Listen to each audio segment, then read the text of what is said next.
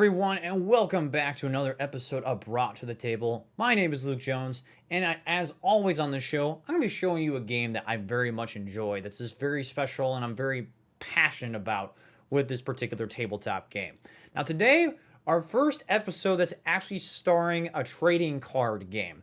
Now this one right here is one of the relatively newer ones on the list in terms of the trading card game series, and we're definitely be covering a few of these throughout this show. But the reason why I'm covering this one is because, sadly, this one actually started only a few years ago, but actually ended this year because, global pandemic, hard for, TCGs to really kind of spring up, especially when you can't have tournaments or in-person sessions to play a lot of these games. And this one, I think, deserves a ton of love. It is very passionate towards the theme that it's trying to do. It has some really solid, very simple mechanics that actually offer a lot of depth. And what we're going to be talking about today is the Transformers trading card game from Wizards of the Coast. I am actually a pretty big Transformers fan. I'm not like the biggest one on the planet. I really like the War for Cybertron video games storyline. I really dig, when they were younger, back at least the first one came out for me when I was in middle school. At least like maybe the first or second Michael Bay Transformers movie. But as I got older, I really started to learn to actually love Transformers as an entire franchise outside of the movies more specifically. I started reading some of the comics. I watched the classic animated cartoon and the movie.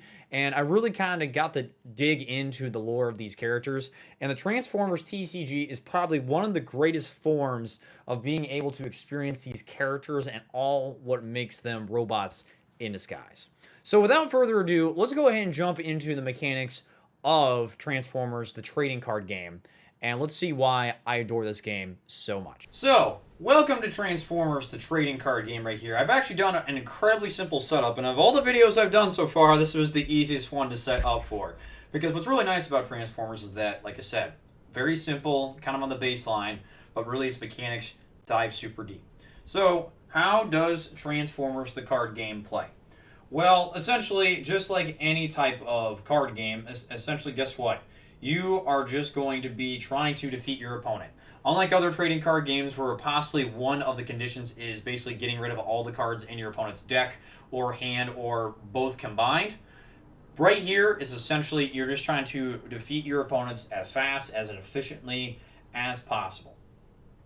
So, the way that this starts is essentially each player is going to shuffle their deck and bring in a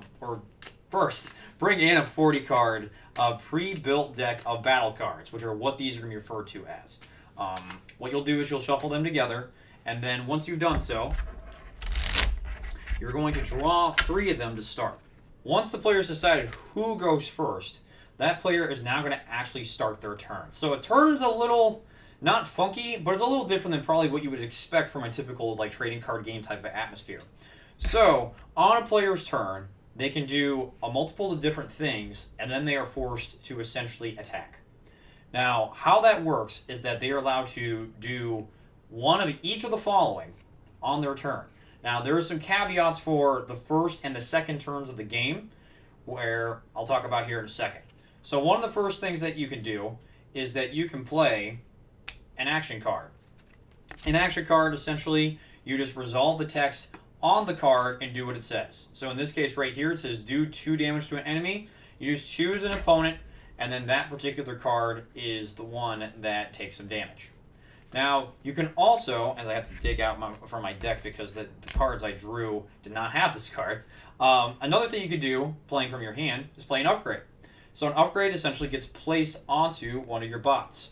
So there you go. So I'm going to play this Ion Blaster of Optimus Prime. I'm going to go and just shuffle that card back over here. And this will be placed onto Optimus Prime. Now, there are some interesting, unique things when it comes to the upgrades.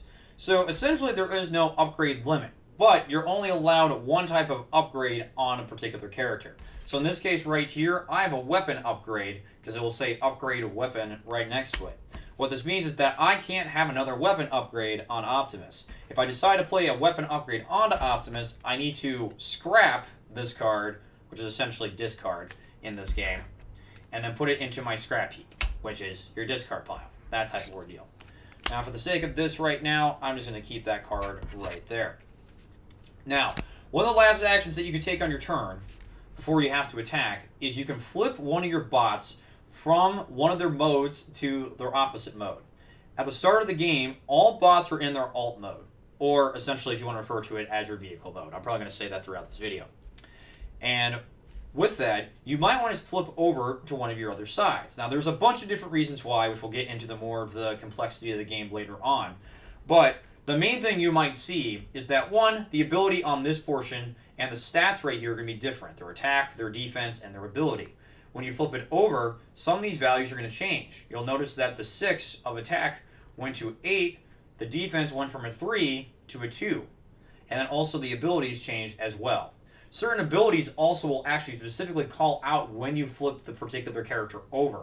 So sometimes you might actually be flipping your characters back through their either sides just to gain the ability on the card. Now you can only do this once, and you can do this on any one of your bots. Now, after you do that, you have to choose one of your untapped characters, which thankfully since it's Wizards of the Coast, we can use the term tap and not feel legally obligated. And what we can do then is we can take one of these, basically tap it, and then choose a target to attack. Now, the way that attacking works is that once you tap one of your characters to do so, you can have to choose one of your opponent's untapped characters.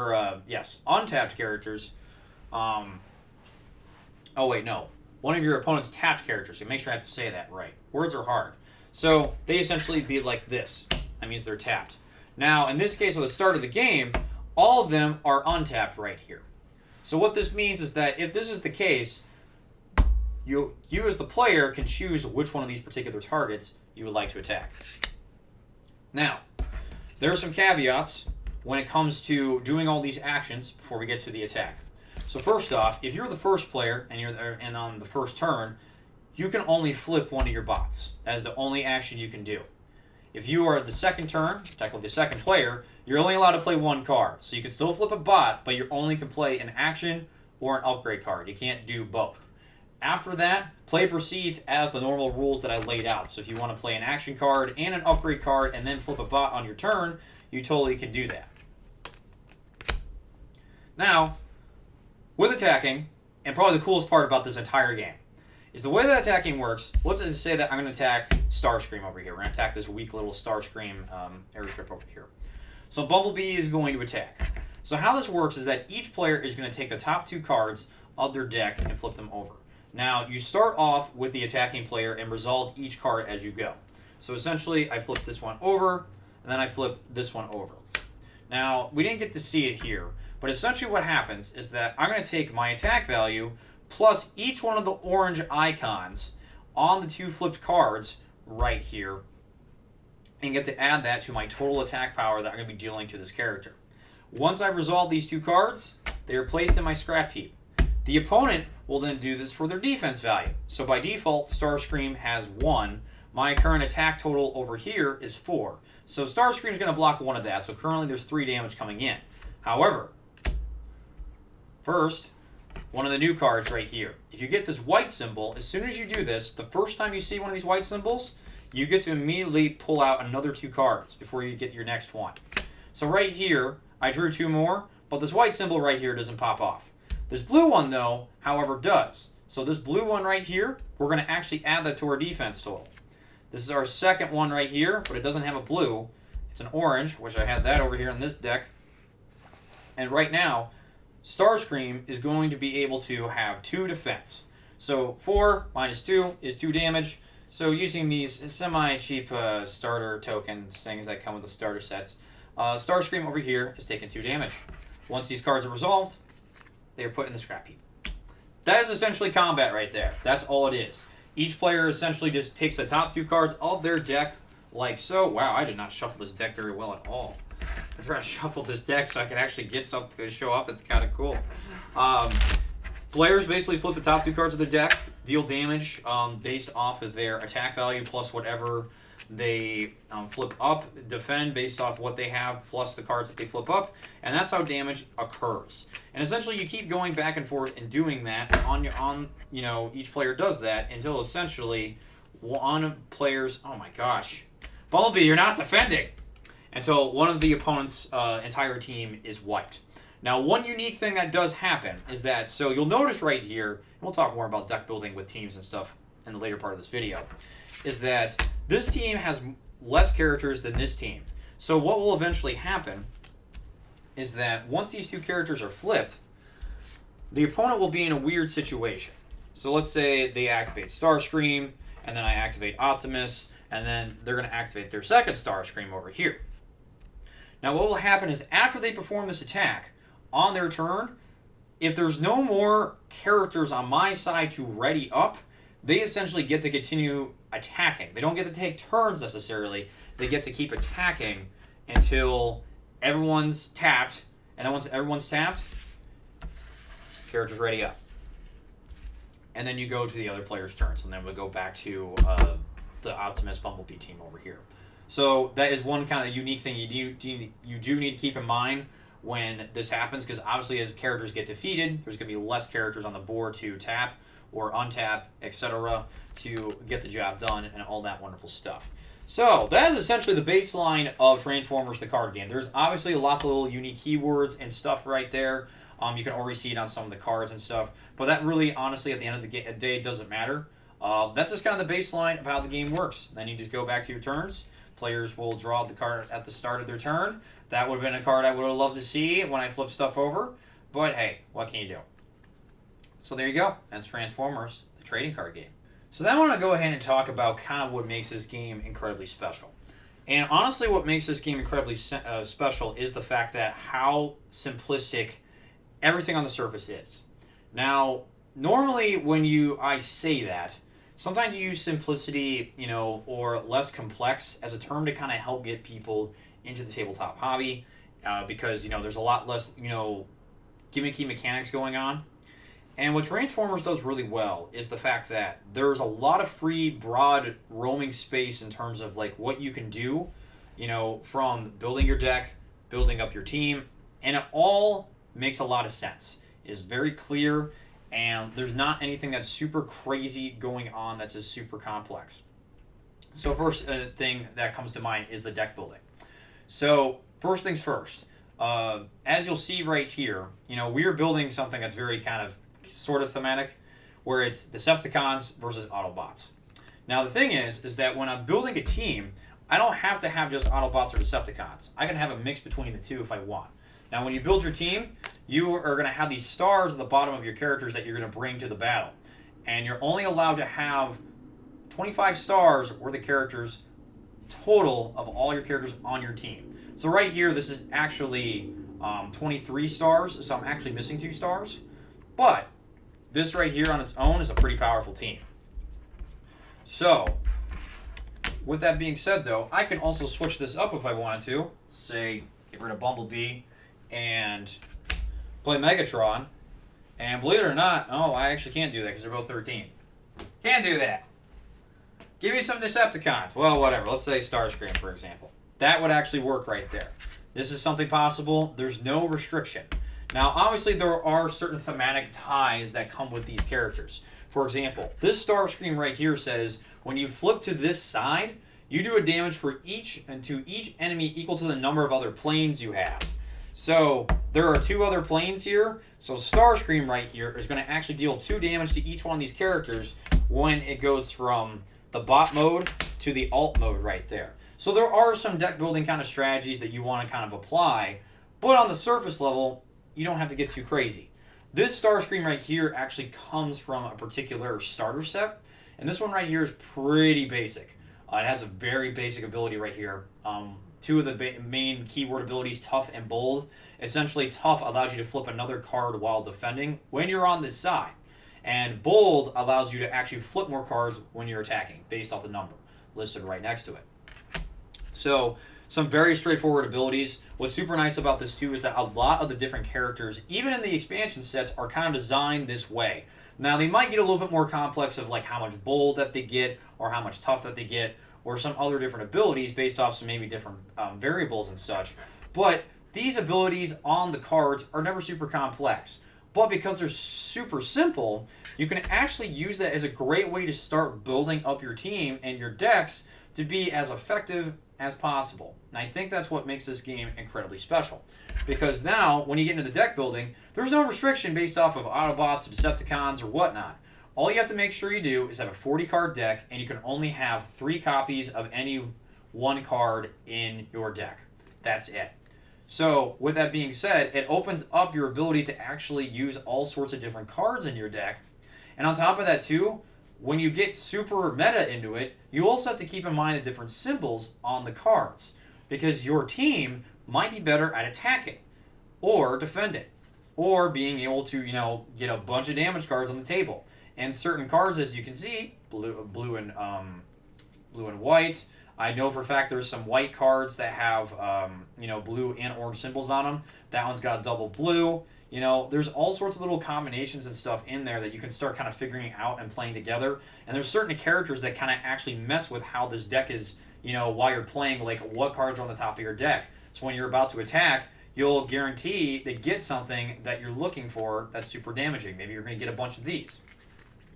On top of that, too, the fact of the way that a turn is structured is essentially, guess what? You can play an upgrade. You can play an action. You can flip a bot. You attack. That's as simple as it goes. Now, there's always some ways that you can mess around with that based off of different cards and abilities and such, but I digress. You're seeing what I'm getting at here. There's lots of ways to just how simple the system is of just flipping a bot, tapping them, revealing 2 cards, all that stuff. There is so much room just to explore in this game that it just doesn't make it super complicated to approach. And what's nice about this is it's a great game to go play with, younger audience members that maybe are just new into Transformers, or you're trying to get someone into tabletop gaming. The starter sets, I have to say, one of the things I love about Transformers is that all the starter sets that were released for this game are stellar. They're absolutely fantastic. You essentially only need to pick up 2 starters, and essentially a starter set's got everything you need for one player to start playing. Even if you want to play it simpler, you can actually use one starter set and play with a 2-character team for both players, and just split the deck into 20 cards. And it still works great. Super balanced, well done, and it's really relatively cheap on the starter sets to get into. So, it's great. I love this game. This game is absolutely fantastic, and also just like the design of the cards and everything is super cool. I also got to give a shout out to the fact that the character cards are actually oversized cards, and how this game does booster packs is essentially there's one oversized card and then several battle cards, and it's still a relatively decent priced game per se. It's not super expensive, unlike another game that we will definitely talk about on this show. You folks have probably heard me mention many times. Now with that, there are absolutely tons of characters that you will know and love. I brought up a few of them right here. We have Grimlock right here. There's Megatron. I have Swoop, Dinobot Swoop. You'll notice too that there's actually different variations of the characters as well. There's just 2 different variations of Starscream. And what's nice about this in terms of the team building rules, you can't have 2 copies of the same character with the subname. So I can't have 2 Starscream Air Commanders. But I can have 2 Starscreams, as long as their subname is different. This one's called Decepticon Lieutenant, so as long as they're different, I can play them out. Another great simplicity factor to the game, the fact that, guess what? It's not limiting you to, you can only keep 1 Starscream, it's unique and all that stuff. Because there's actually many different versions of Optimus, many different versions of Bumblebee, Megatron, and in the expansions, there's actually more additions of certain characters and such. So you aren't going to be limited to just, playing as this sole Bumblebee, no matter what you want to do. There's all sorts of things that you can do. On top of that, too, art's fantastic. I'm much more of a fan of the classic Transformers artwork, and a lot of this actually is kind of based on, classic Transformers. And some of the art, too, in the later sets is actually more based off War for Cybertron, which I'm a huge fan of. So I love that particular design. So the art on these cards, I know it actually comes from a particular Transformers mobile game, but it's still really solid art. It really kind of brings the theme to life. I really do enjoy it a lot. Now on top of that too, there are tons of cards in this game. I'm just bringing out a huge chunk from my little bin over here. But there are tons and tons of cards. And like I said, there's lots of ways you can deck build around all of these different cards right here. And the card stock is pretty good. It's not like super revolutionary, but it's still really solid card stock. So these cards hold up incredibly well. And I don't sleeve these because, as people know, I don't like sleeving. I did sleeve these though, and the reason why is that one of the things you will find out when you get into this game is that these sides, as you can probably see on the camera, they are foiled. And since this card is so large, you have to sleeve these or else they will bend. You can even tell a little bit within. This isn't even just the plastic thing I have it inside of. These cards are actually were a little bent after just 1 day's worth of play, and they curl up really hard. So you will have to, if you're going to invest in this game, buy some of these protective sleeves so that way the cards don't bend. Once you get them, especially once you get these particular sizes, it's not a huge deal to go flip the cards back and forth like this. And something to keep in mind too, all these bot size are foiled. So it's not like you're going to be able to get away with having a few unsleeved like that. You will need to get some hard stock sleeves for these characters.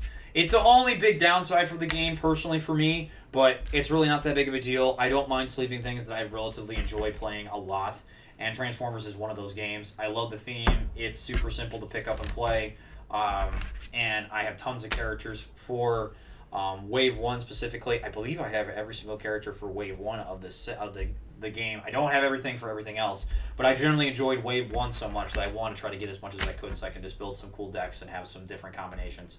So, anyone wants to bring in any team of characters or whatnot, decks are built, ready to go. So, but there you go. That is Transformers, the trading card game. I absolutely adore it. I strongly recommend that you pick it up. It's got my big old seal of approval from yours truly.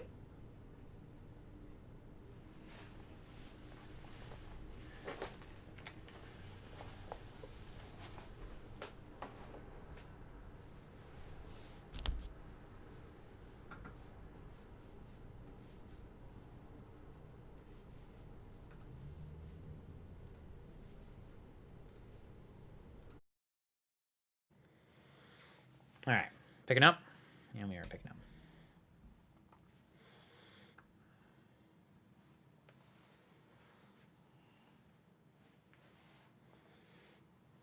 So there you go. Transformers, a trading card game. Very much enjoy this.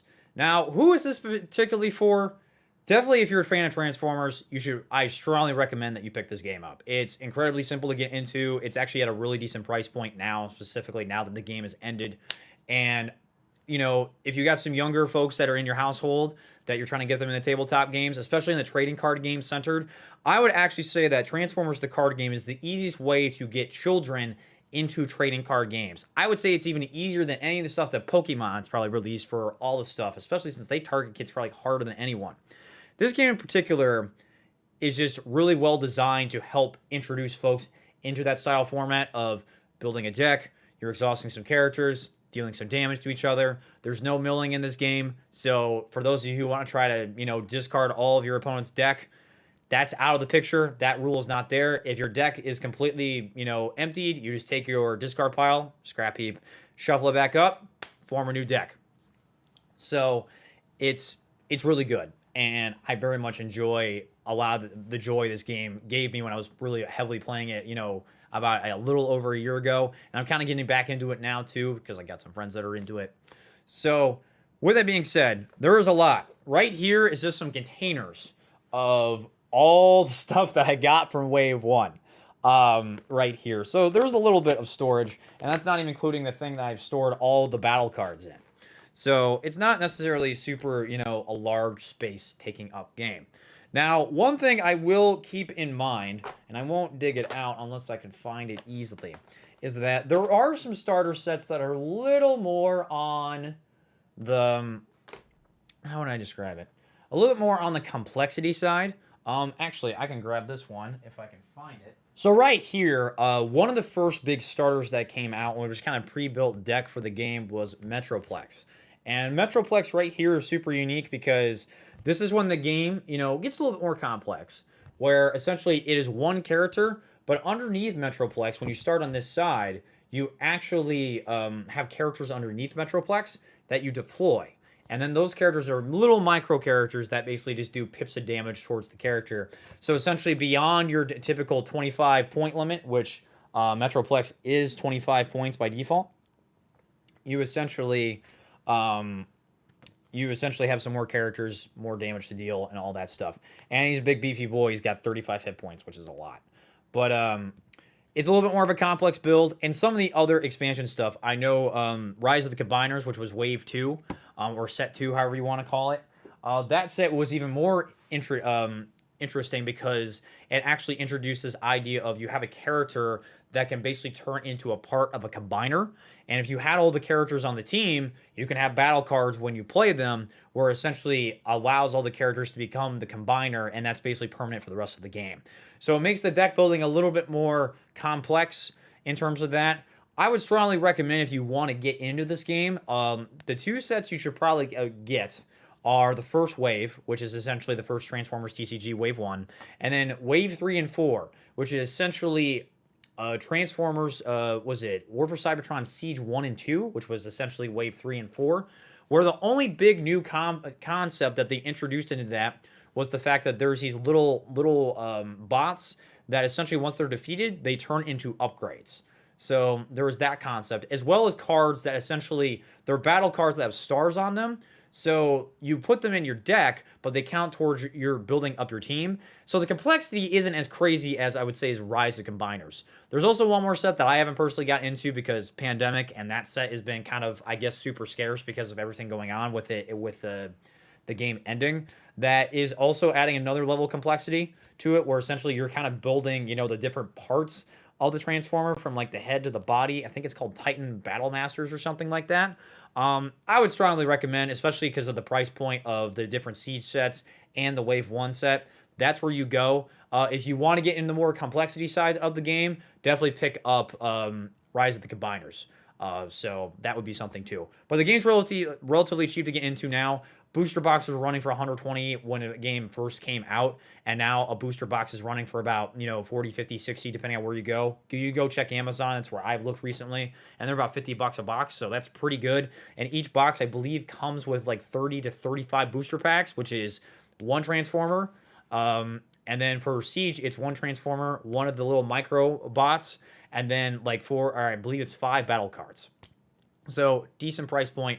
Definitely to get into the game, start building some decks up, and really start ramping to go. So I was able to get everything at a relatively decent price point. I only had to pay like $100-$120 to basically get most of everything, and then you just kind of pick and choose what characters you want and go on eBay and such. It's a relatively cheap game to get into now, but strongly recommend if you're definitely into Transformers, get this game. It's really good. Just buy yourself a booster box, buy yourself a starter set, which I didn't even mention. Starter sets are super cheap now. You get the main first starter for like $8.